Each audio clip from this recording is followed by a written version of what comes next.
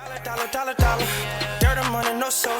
Had to go and get it, ain't no time to kick it. Got a stack and flip for my foes. Dollar.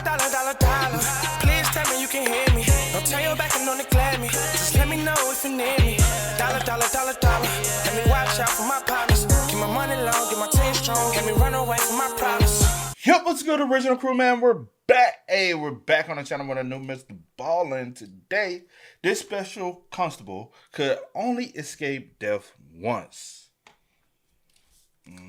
What you think we got? They got for I don't know either. Another true crime. That's all right and fine with me. How about you? You like the true crime ones too, don't you? Yeah, I enjoy the true crimes ones way more, just due to the fact that I don't like them. I want the mystery of like the paranormal stuff like that. Yeah. Those who've been around know. If you don't know, but hey, make sure you check out the links in the description box down below. You already know where to go if you want the first part. You gotta do it. Check out down below. Also, if you enjoyed today's video, like it with a thumbs up. Hey, let's get it. Let's check this out. Let's see what's about. You ready? I'm ready. Just after midnight on May 12th, 2006, a man woke up inside of his quiet London suburb to the sound of pounding on his front door. He immediately got up and went and answered it, and he found one of his neighbors standing outside looking completely shocked. And the neighbor told the man that something horrible had happened to his sister. And so right away after hearing this, the man left his house and sprinted down the road towards his sister's house. And as he was running, he was terrified of what he was going to find, because he was always warning his sister to be more careful, but she never listened. And then when he got to his sister's house, the first thing he saw was a trail of blood leading down her driveway. But before we get into today's story, if you're a fan of the strange, dark, and mysterious delivered in story format, then you've come to the right place, because that's all we do, and we upload 2, 3, even 4 times a week. So if that's of interest to you, the next time the like button is waiting for a very important piece of mail, make sure you sit outside near their mailbox, wait for it to arrive, and then immediately take it and put it in the shredder. Also, please subscribe to our channel and turn on all notifications so you don't miss any of our weekly uploads. Okay, let's get into today's story.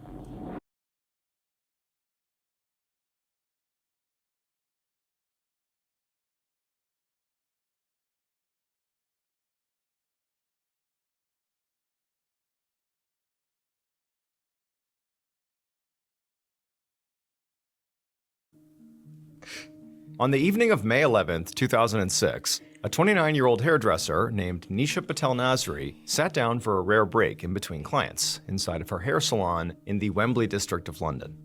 Nisha had opened up the salon when she was just 18 years old, and she'd been running it herself for the last 11 years.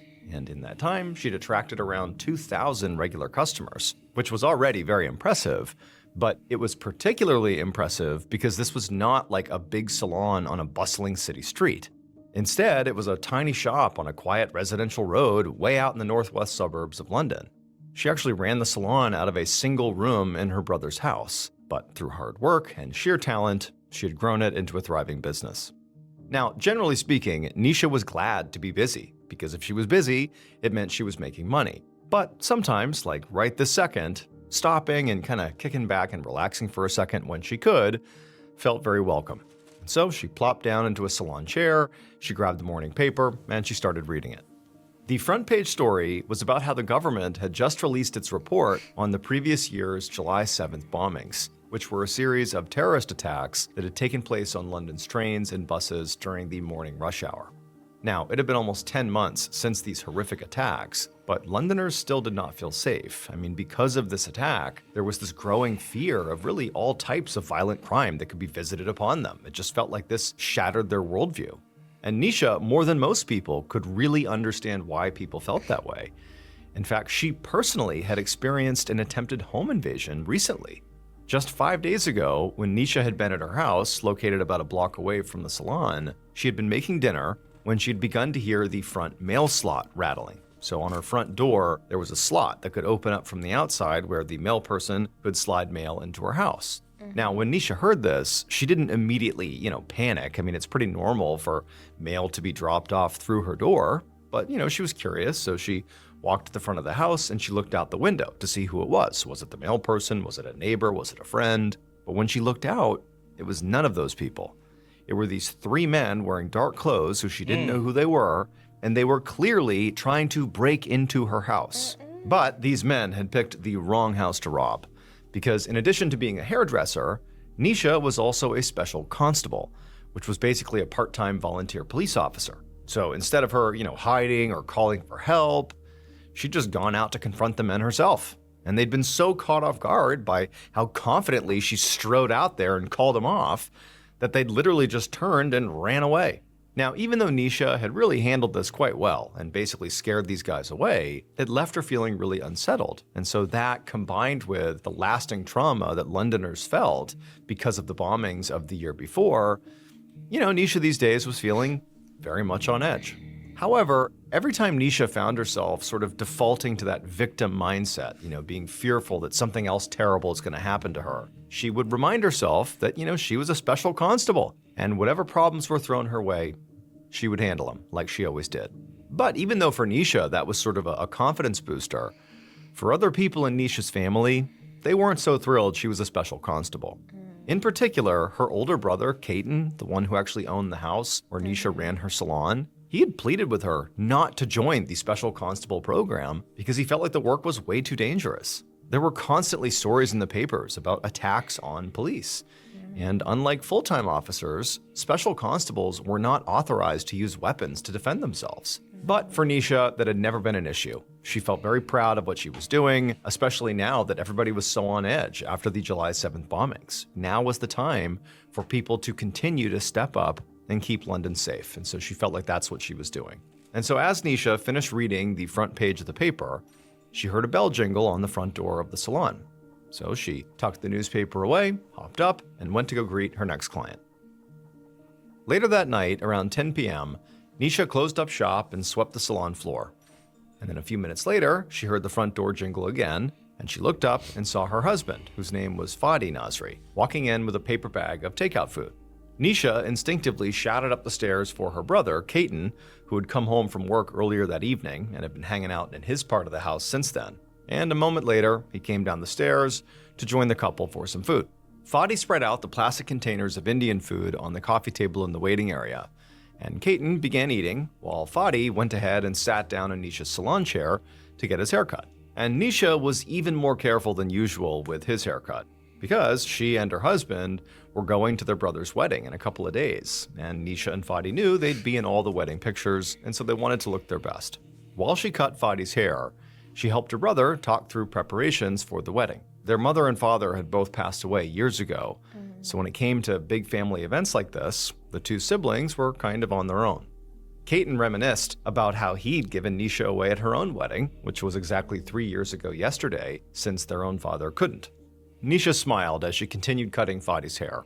Thinking about their wedding anniversary reminded her how grateful she was for her husband and the life they'd built together since. A few months after they had gotten married, Nisha had loaned Fadi some money to open up a limousine rental company, and his business had really taken off. And Nisha was proud to see her husband working these long hours and making great money. It felt like they really were a team, two ambitious, successful business owners working together to build a better future. Once Fadi's haircut was done, Nisha called Caton over and she gave him a pre-wedding trim as well. And as she finished up, Caton asked her if maybe she wanted to spend the night here at his house. He was still rattled by that attempted break-in at Nisha's house a couple of days earlier, and he really didn't feel like she was safe in her own home. But Nisha said, no, we're fine. So around 11 p.m., Nisha and her husband Fadi walked back to their house, which was, again, right around the corner. Their house was a cream-colored, two-story home with red shingles on the roof. And along with Fadi's car in the driveway, there was a stretch limo and a Humvee parked on the curb that Fadi used for work, and which both very much stood out in their middle-class neighborhood.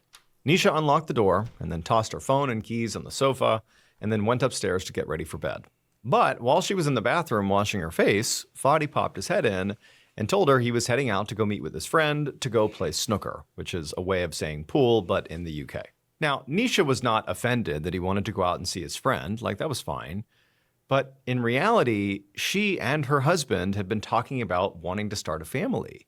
And for the most part, they both agreed that now was the time to, try to have kids. And so when she was thinking about tonight, she was thinking, maybe we could, try to have a baby tonight. But it just seemed like not only tonight, but just generally speaking, every time there was like a window to, try to have a kid, Fadi was either too tired or he was going out with friends, or it just seemed like he would say he was interested, but then when it was time to actually do the thing, he was nowhere to be found. And so it seemed like that was happening again tonight.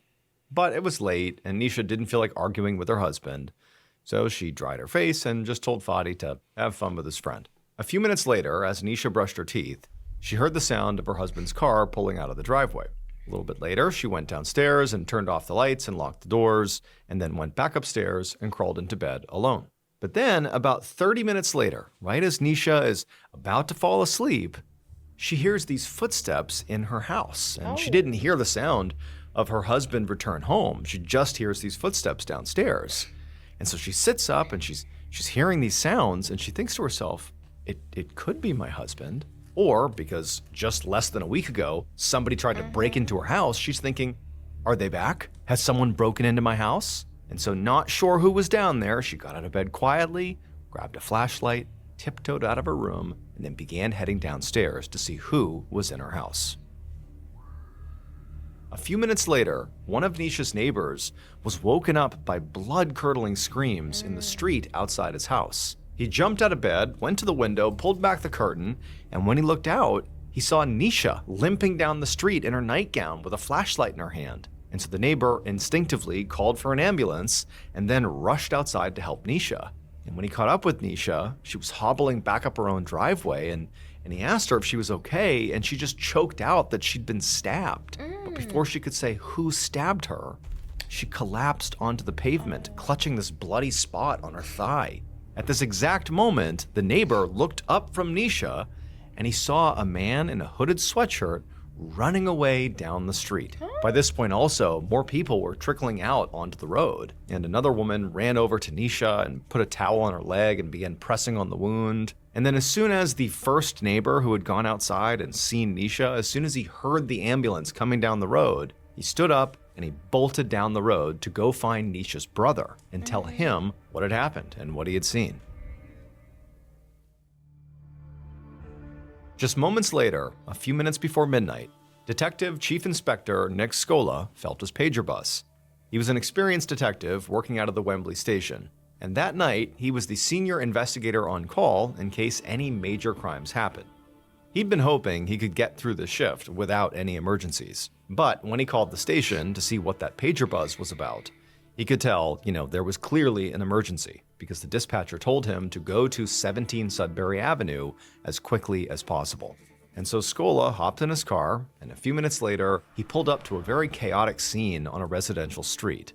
In the driveway of a cream-colored house with red shingles, paramedics were loading this young woman into an ambulance, and police officers were already cordoning off the area with tape to keep a crowd of very rowdy and restless neighbors away. As Scola walked closer to this house, he saw there was a trail of blood on the driveway. He flashed his badge to the other officers standing guard around the house, and they all lifted the crime scene tape to let him come inside. One of the officers told Scola there had been a stabbing, and the victim, the young woman, was in critical condition. And while the officers were debriefing him on what they knew so far, Scola noticed a car pull up out on the street. And a man got out of the car and began running towards the house. And as he did, he was clearly crying and screaming and just basically hysterical. As he got close enough, Scola heard this man frantically tell the paramedics that he was the victim's husband. And so Scola saw this happening and just made a mental note to make sure he interviewed that guy as soon as he had any idea what he was dealing with. Scola looked around and he noticed right away that there was a stretch limousine and also a black Humvee parked in front of this house, which, obviously those are expensive. And so, maybe those attracted burglars to the house and, maybe she was there when burglars went inside. So wrong place, wrong time. But when Scola walked up the driveway past the forensics team who was already taking photos and collecting evidence, he noticed that the front door and the windows near the front door had no signs of forced entry. There was no damage done. And then also when Scola went around to the back of the house, the back door, the other entrance into the house, also did not show any sign of forced entry. And then when Scola went into the house, He noticed that in the living room, there was nothing broken or anything out of place, and in fact, he even saw a wallet and a stack of cash sitting out in the open, totally untouched. And so even though his initial theory was robbery, it was starting to look less and less likely. Right. Scola left the living room and went into the kitchen. And there, he noticed there was a butcher block that was clearly missing one of its knives. And this butcher block was at the very back of the counter behind a bunch of other items, including a row of champagne glasses that did not look like they had been disturbed. So he figured that, this knife could not have been taken during a struggle, like somebody, fighting with the victim, they grab the knife and then they stab her. The knife had to have been taken when there was relative peace in the house. Right. Otherwise, those champagne glasses and the other stuff near the butcher's block would have been toppled over, and they weren't. And so Scola began to kind of piece together a working theory of what could have happened here. And what he came up with was the victim, the young woman, must have heard a noise that spooked her. And so she wound up going into her kitchen and she carefully got her knife to protect herself and then maybe stepped outside to investigate this noise. And as soon as she got out there, her attacker or whoever was out there making the noises, maybe they were trying to break in or something, they must have seen her, they get into some sort of altercation, the knife gets pulled out of her hand, and then she is stabbed with her own knife. Now, of course, this was really specific, and Scola had no idea if this was true or not, but it would sort of explain away all the anomalies he was seeing so far. A few minutes later, Scola went outside to speak to some of the neighbors who had gathered in the street. And one neighbor told Scola that he had actually seen a man in a hooded sweatshirt running away from the scene.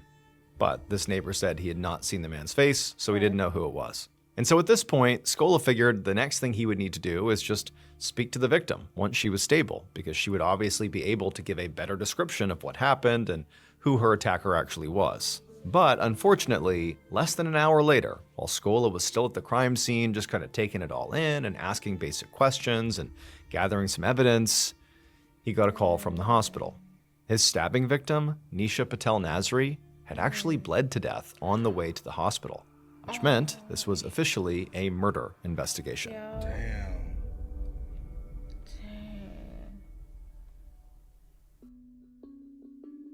The next morning, after Detective Scola was finally done processing the scene, he walked into the Wembley police station, and it was unusually quiet. The other officers looked very somber.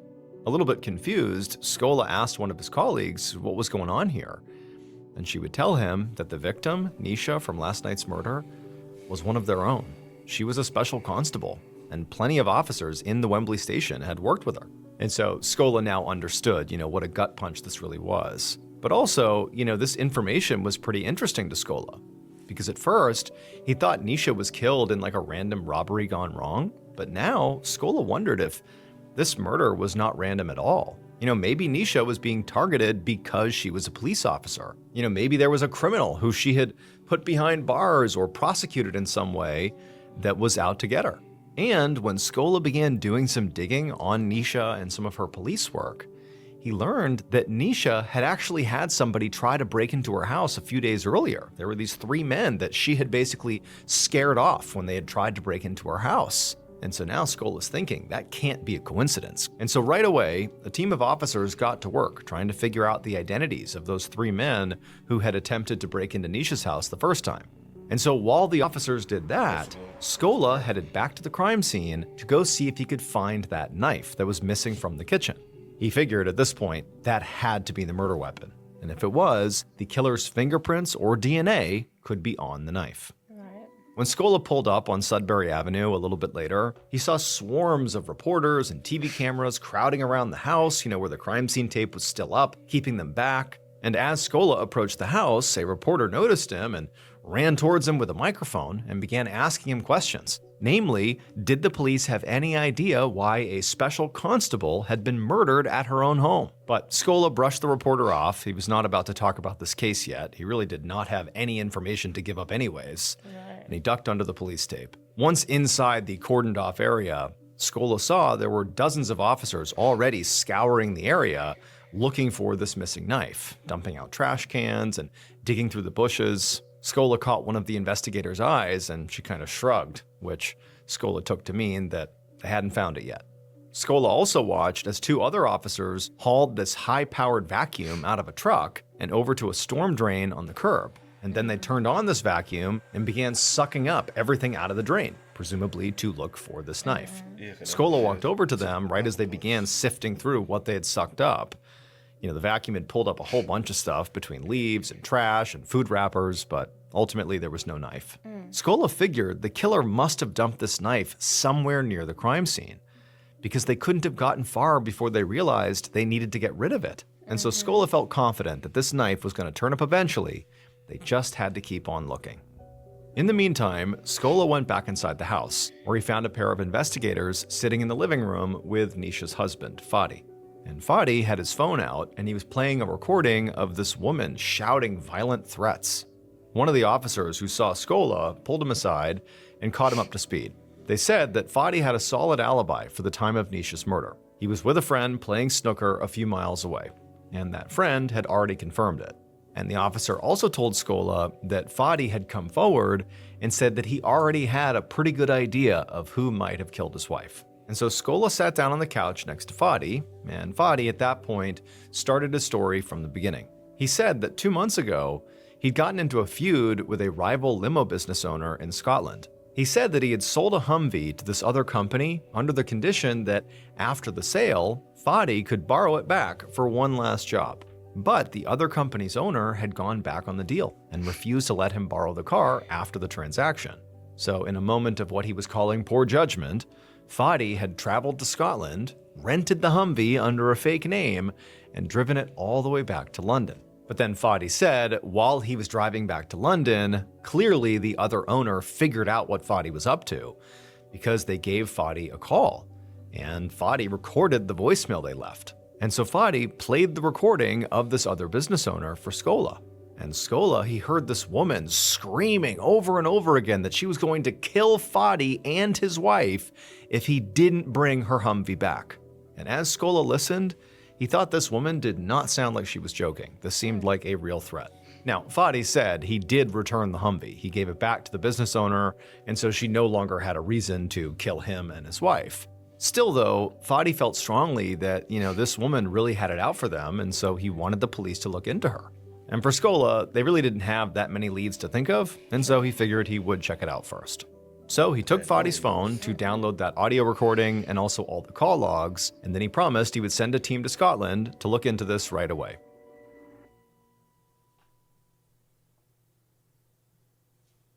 One afternoon, about a month later, Detective Scola sat in his office alone, going over the case files again and again. He was stressed because the media had been covering Nisha's murder since day one, and there was a lot of public pressure to solve this case. But the police had been investigating it really aggressively for a month, but realistically had almost nothing to show for it. Wow. Ever since Scola's last conversation with Fadi, the investigation had been moving very slowly.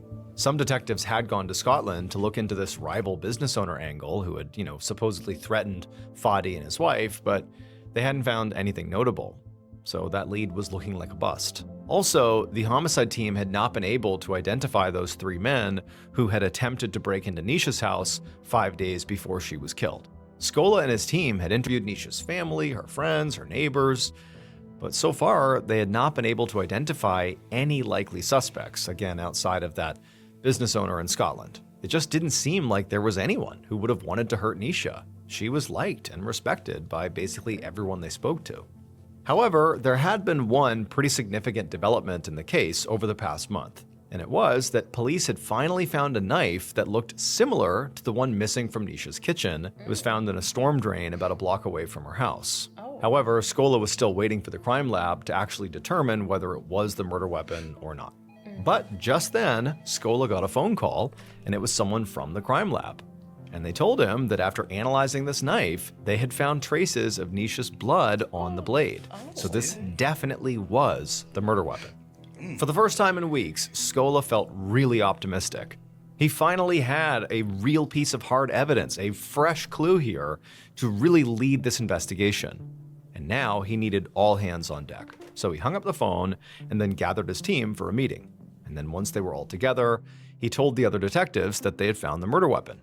But they had to keep their discovery a secret. If the killer found out police had this knife, they might panic and flee. And so to avoid jeopardizing the investigation, Scola wanted to keep the discovery out of the press.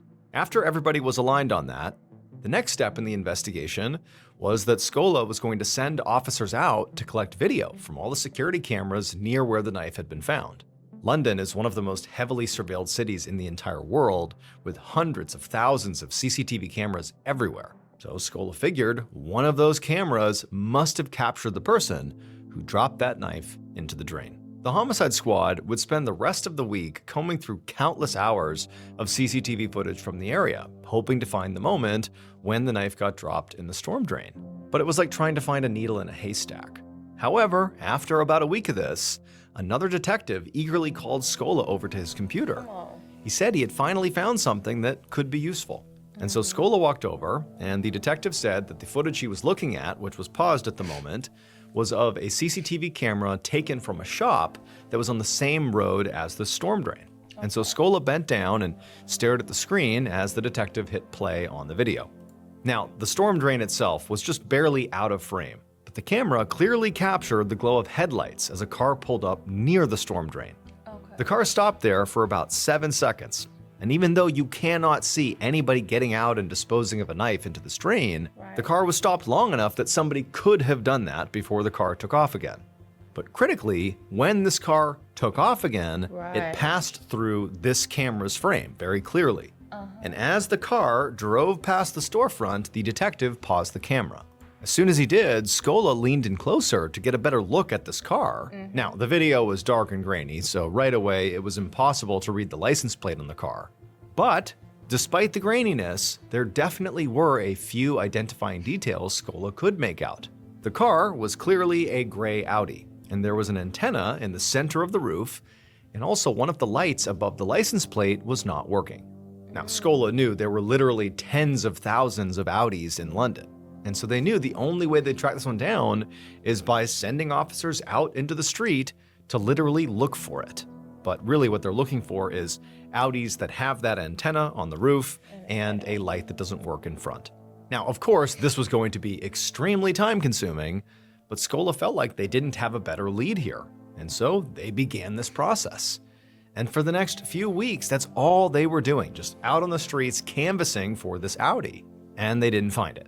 And so as this investigation was feeling like it was about to hit another dead end, Scola felt like he just couldn't let that happen. There was too much pressure on him to get this done. But then suddenly, he thought about something that he'd totally put out of his mind. Fadi's phone.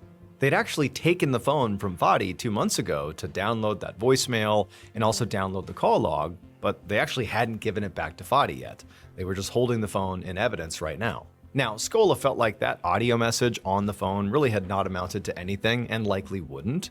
But Scola figured, why don't we look in that phone to see what else is on there? Maybe there were fresh clues about who might have wanted to hurt Nisha. So he assigned one of his forensic techs to download everything from Fadi's phone onto a drive. And then once they had done that, Scola took this drive and he plugged it into his computer and began sorting through all this data. He saw a photo that caught his eye. The photo was of a woman's thigh, and she was clearly lying in a bed in what looked like a hotel room.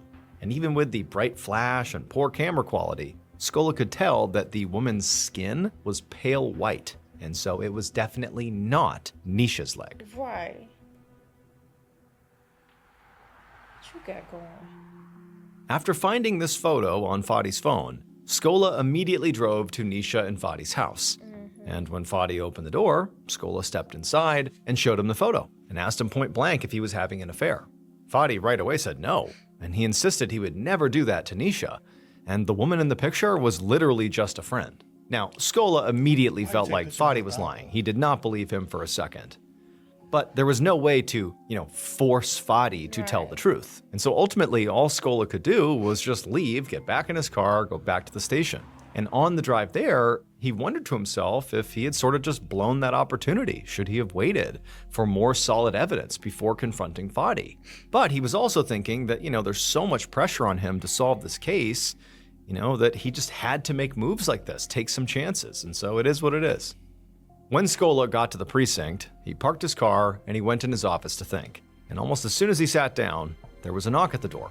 It was a man named Sid Shenoy, who was the family liaison officer who'd been working with Nisha's family. His job was to support the grieving family and communicate with them throughout the investigation. And so as a result of this role he was playing, Sid had created a level of trust with the family that really none of the other detectives had with the family. And Shenoy, when he walked in the room, told Scola that he'd just gotten a really interesting call from Fadi. He said Fadi had confessed to something that he'd basically been too afraid to tell Scola in person when he had just been visiting him, a couple minutes ago. What? And so Shenoy told Scola that you really ought to call Fadi and let him tell you what he just told me. And so right away, that's what Scola did. He called Fadi. And Fadi, when he picked up, he sounded very nervous and anxious and ashamed as he broke down and admitted that actually, yes, he was having an affair. He had lied. He said the leg in the photo belonged to a woman named Laura Mocking, and she was a Lithuanian sex worker who he'd been seeing for 3 months before his wife's death. Fadi said the reason he had lied to Scola is because he didn't want Nisha's family to find out he'd been cheating on her. But Scola knew there was also another obvious reason to lie here, because an affair would clearly give Fadi a motive to kill his wife. Fadi had been crossed off the suspect list at this point just based on his alibi. But this affair now made him look very suspicious. However, Scola just felt like it just didn't make sense that Fadi would be the killer. Number one, he did have a strong alibi. And also, two, apart from hiding this affair, which you could justify, you could say that obviously he didn't want ripple effect damage on the family or something, he'd been very cooperative with the investigation. I mean, he'd given them his phone, which had this damning photo on it. I mean, he'd sort of been very forthright. And so a new theory began to take hold in Scola's mind. If Fadi wasn't the killer, maybe it was possible that his mistress, Laura, was, or at least was directly involved in some way. I mean, she would have all the reason in the world to want to get rid of Nisha. She possibly, with her being So he said. Yeah. If she is a part of that world, she also could know some people who would do some things. Mm-hmm. But if that's her occupation, if that's what she does, then what reason, her only, client, you know what I'm saying? Unless it's one of those things where you just don't feel head over heels for this one person. And that does happen, though. Yeah, and that's but we'll see. So on September 1st, almost 4 months after Nisha was murdered, her husband's mistress, Laura Mocking, was brought into the station on suspicion of murder. In the interrogation room, detectives confronted her with all the evidence they had gathered that showed her relationship with Fadi was not just a casual affair. Mm-hmm. The two of them had met at a brothel where Laura was working as a sex worker, but eventually she stopped charging him to see her, which likely meant she must have developed real feelings for him. And so the detectives suggested that, if Nisha was gone for good, Laura would have Fadi all to herself. Laura insisted she did not know anything about the murder, and then she gave them a solid alibi. But that didn't mean much, because eyewitnesses thought they saw a man in a hooded sweatshirt running away after Nisha was stabbed. So the working theory was if Laura was involved in this murder, it was pretty likely that she had hired somebody else to do the dirty work. However, the detectives did not have real evidence, and so despite their suspicions, they had to release her. And then once again, they were back at square one.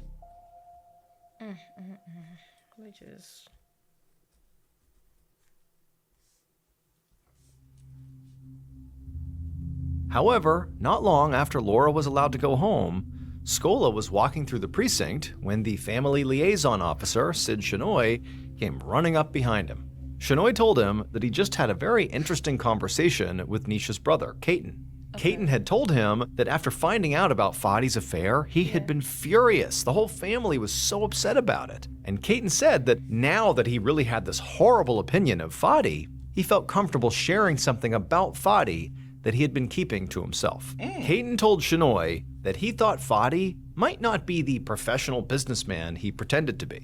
Instead, Caton said that Fadi might actually be involved with something criminal. According to Caton, Fadi had said there were a lot of sketchy people in his contacts, and he was worried about what the police might find on his phone. But Caton said that Fadi had not been specific about what he meant when he said sketchy people. He didn't know what he was saying or why he was involved with them. And so after hearing this, Scola told his team to go through Fadi's phone records and run the name of every person who appeared in his call log. And apart from all the calls back and forth to Laura, the mistress, there was one other name that jumped out, a convicted drug dealer named Roger Leslie. And when Scola saw this, he realized that he might have been approaching this investigation all wrong. He'd really struggled to find suspects because there was no one who would have wanted to hurt Nisha who didn't have an alibi. But now he realized that maybe that was the case because Nisha was not actually the killer's target. Maybe the target was Fadi. If Fadi was involved in the drug trade, then anyone could have come after him for any number of reasons. It could have been a drug deal gone wrong, or retribution for a debt he didn't pay, or even maybe a hit by a rival gang. He didn't know, but there was way more possibilities here. And the more Scola dug into Fadi, the more suspicious evidence he found. He learned that before Fadi and Nisha got married, Fadi had run an escort agency. He'd closed it down and started a more legitimate business 3 years ago, but Scola knew there could be any number of former employees or customers wives who might still have a problem with Fadi. And then there was that threatening voicemail from the rival limo company. I mean, that whole story made it seem entirely possible that Fadi could easily get wrapped up in very serious business disputes, which meant there could be more disgruntled rivals out there. Basically, it seemed entirely possible that there were loads of people out there who might have had it out for Fadi, not Nisha. And so that became the new direction of this investigation. And so the first person Scola looked into with this new direction was Roger Leslie, the drug dealer who had made a few calls to Fadi. However, there was one issue that kept Roger from becoming a primary suspect. What? He didn't own a gray Audi. So if he was involved in the murder, he probably didn't work alone. And so the police set up a trace on Roger Leslie's phone, hoping that his call logs would lead them to an associate who did own a gray Audi. And eventually, they sure did. And that person who owned the gray Audi was the missing piece that made the whole puzzle come together. I'm so into this story.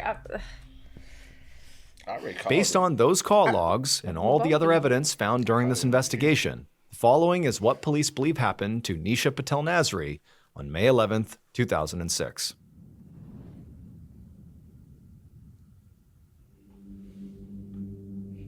Around 11:50 p.m., just as Nisha was falling asleep, the killer pulled up to her house in the passenger seat of a gray Audi. The driver waited in the car while the killer got out and crept around to the back of the house. And as he walked to the back of the house, he kept looking in the windows to confirm all the lights were out. And they were. And then when he got to the back door, he pulled out a key he'd managed to get his hands on to open it up. And then once the door was open, he stepped inside. The killer slowly moved through the kitchen and then stopped because he heard the floorboards upstairs creaking. And so he held his breath as he realized that somebody upstairs was making their way downstairs. They were caught. The killer didn't know what to do. They hadn't prepared for this at all. He thought everybody in the house would be asleep. So he panicked and he reached over and pulled a knife out of that butcher's block in the kitchen and then ducked behind a wall to hide. He heard the footsteps getting closer and closer and he's trying his best to hide. And then he saw a beam of a flashlight make its way into the kitchen, and then it comes across and lands squarely right on them. And the person holding that flashlight was Fadi's wife, Nisha. When Nisha saw the killer, she screamed and ran for the front door. But the killer knew he could not let her get away because now she'd gotten a clear look at his face and he was caught. So he chased her outside, out into the driveway, clutching that kitchen knife in his hand, and about halfway down the driveway, he tackled her and then sunk the knife deep into her thigh. Nisha actually managed to fight him off despite this gaping wound in her leg, and she scrambled up and began running down the street screaming for help. And at this point, the killer saw lights coming on in the neighbors' houses, and his heart was pounding, and he knew that Nisha was no longer his biggest problem. He had to get out of here immediately before anybody on the block saw his face too. So he just sprinted back to the Audi where the driver was still waiting for him, and he told the driver to go, just take off, drive out of here. And so the driver, they did just that, but they were panicked and confused, and as they're going around the corner, they're asking the killer, like, what just happened? I mean, as far as the driver knew, they were only here to pick up some ecstasy for a drug deal. They did not expect anybody to get stabbed. But the killer just snapped at the driver to stop talking about it because he hadn't expected the night to go this way either. It was a total mess. And so at this point, the killer looked down at the bloody knife that was still in his hand, and he realized he had to get rid of it. And so he told the driver to just pull over. And so the driver did. They pulled over to the curb on this commercial street just a block away from Nisha's house, and the killer quickly opened up the door and threw the knife into a nearby storm drain. Then he slammed the door shut again, and as the Audi careened down the road, the killer took the driver's cell phone out of the cup holder and called the man who'd hired him to tell him everything that had just gone horribly wrong. The person he called was the drug dealer, Roger Leslie. However, when Roger got off that phone call with the killer, Roger immediately called the person who'd hired him. Roger had actually been hired to pull off a hit, but he didn't want to get his own hands dirty, so he'd outsourced the job. But now, after having spoken to the killer about this botched hit where basically they stabbed her and they had no idea if she actually was going to die or not, in fact, the last thing they saw was her running down the road screaming for help, now Roger knew he would have to explain himself to the actual mastermind of the murder plot, the person who'd given him the key to get inside. Wow. And that person was indeed Fadi Nasri, Nisha's husband. Yep, I already know. It turned out that Fadi was involved with a bunch of criminals. But they weren't after him. They were his friends. Because even though Fadi pretended to be this successful, legitimate businessman, he really was not. He was deep in debt, and he'd paid Roger Leslie to kill Nisha for the life insurance money. I knew it! That way he could pay his debts and then also run off with his new mistress, Laura. And so while Nisha had been wanting to start a family and was starting to sense that maybe Fadi was not fully committed to that idea, well, her instincts were good because it turned out Fadi did not want to start a family with her. He wanted to kill her and move on. According to prosecutors, that earlier break-in at Nisha and Fadi's house a few days before she was killed was very likely either a reconnaissance mission or a failed first attempt to kill Nisha. In the end, 4 people were arrested and charged with Nisha's murder. They were Fadi Nasri, Roger Leslie, the hitman who actually stabbed Nisha, his name was Jason Jones, and the driver of the car, a man named Tony Emanuel. Now, the driver was acquitted, but the other 3 men were all convicted and sentenced to life in prison. Oh, yeah, because... So, sorry. Jason, Roger, Fadi. Tony was the driver. Tony was the driver. Okay. And the reason why he was acquitted... Because he thought he was just going to pick up some... And he like, you done got me in some... He didn't know that they... He didn't even know that he had went in there and did it. He still was like, what's going on? He was like, what's wrong? I thought we was... He was like, don't shut up and just drive. Just drive. And he still probably didn't know till later on. I just been sitting here. I'm like, The Fadi. The whole time. I think... Probably a lot of people watching probably since, I called it as soon as it happened, though. But rest in peace to Nisha. That's so effed up, bro. Yeah. That is so effed up. And I was thinking, I said, when he said something about with the car, the thing he gave to the woman, sold to the woman, and he was like, I got one more I need to get, was it a Humvee? It was a drug. He need to go do another, So he had to fake it because he needed, he sold it so he could get the money. And then it was like, basically, can I borrow it to go do this one? Because I need to take that money to go flip it to make this money. And they're like, nah. Because we know what you in. Yeah. That's the reason why they called and left a threatening message.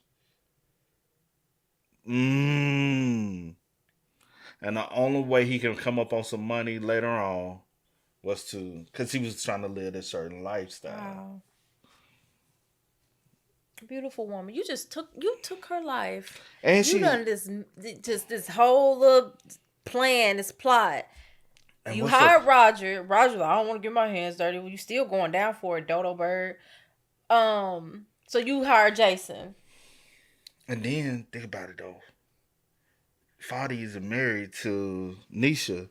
She's a constable, aka like a part-time law enforcement. He's into street. Right.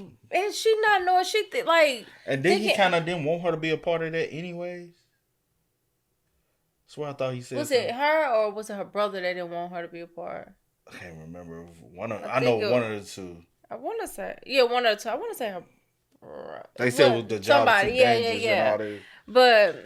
And you did point out a part. You said, because you had told me, you said, how in the hell would your wife just had somebody attempted to break. Oh yeah, well yeah, I think that was when he had did the ad. Yeah, when he did the ad, and we had to skip over, so y'all didn't hear me say this. But I was just like, first of all, that's fishy, Foddy. Like somebody just tried to break in. Why are you always leaving? You know, one, you know she want a family. So two, honey, you can wait and play pool some other time. Like you don't have like that that's was just not his important. Alibi to say he's not there. Right, that he's not there. Like that's not important to like. Why we leaving her? It's late at night anyway. 10 is late. It was after 10:30.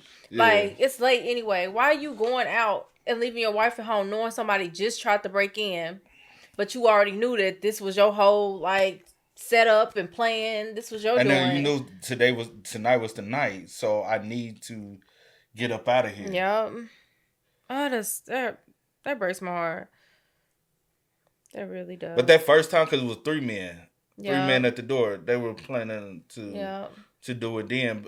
Or were they supposed to burglarize the house, and then if anybody get in the way, but they ain't even get entry, so they like, oh shit, she caught us, so we trying to come in and let's skedaddle. But that was the first situation. Yeah, it was. That was the first attempt. It was. I don't care what nobody said. That was the first attempt. Yeah. And luckily she survived that one. Yeah. But she couldn't survive the second one. It's late at night. And they just a stab wound to the thigh. Yeah, must hit something. Yeah, it hit. You know what it hit. Mm-hmm. Yeah, that's crazy, bro. All for the life insurance policy. That at the end, what blows my mind is that the fact that something like this, where you got so many people involved, right? Mm-hmm. And you do something like, even when you don't have a lot of people involved, and you take someone's life for life insurance money. Because I don't think really think you about to get away with it. Like that's what's crazy to me. I'm like, because I don't think it had nothing to do with Laura and his affair. Because she is what she is. She in that industry. Mm-hmm. So she is what she is. He ain't trying to marry that. You know what I'm saying? That's just something I can. You know, I got my wife, now I got my side piece. Because he's a part of that life. And so when I want to go fuck off, that's who I call up. Man. But some dudes fall in love with him. Some dudes, they will fall in love with the look, you know? Yeah. Because also they fall in love with it because she doesn't nag on me. She doesn't... Yeah, that ain't what she there for. If she was your wife, she would do it. She would do exactly... Crazy, bro. Yeah. Sad situation, That is a sad situation. The man you planning everything around is plotting to take you away. And my heart goes out to her brother. Yeah. And because it was just them two, like, they family passed. Then his wedding was, like, what, a week or two? Yeah. Like, within that time. So that's a lot dealing with, too. What you said. Like, having to bury your sister and turn around, like, bro. Like, be for real. Because you got to think about it, right? And they seemed like they were super close. Yeah, they do seem like they were super close. A lot of families like that do be super close, though. But, all for the life insurance policy. Because you done got yourself into a financial bond. It's crazy, bro. Y'all spam us up, man. Please Let us know y'all thoughts about it for us in the comments down below. But until next time, y'all know how it go, man. I do go by the name DJ New Kid. This is Sierra Nicole. We are Kid and C. We are. No time to kick it, got a stack of flip for my folks. Dollar, dollar, dollar, dollar.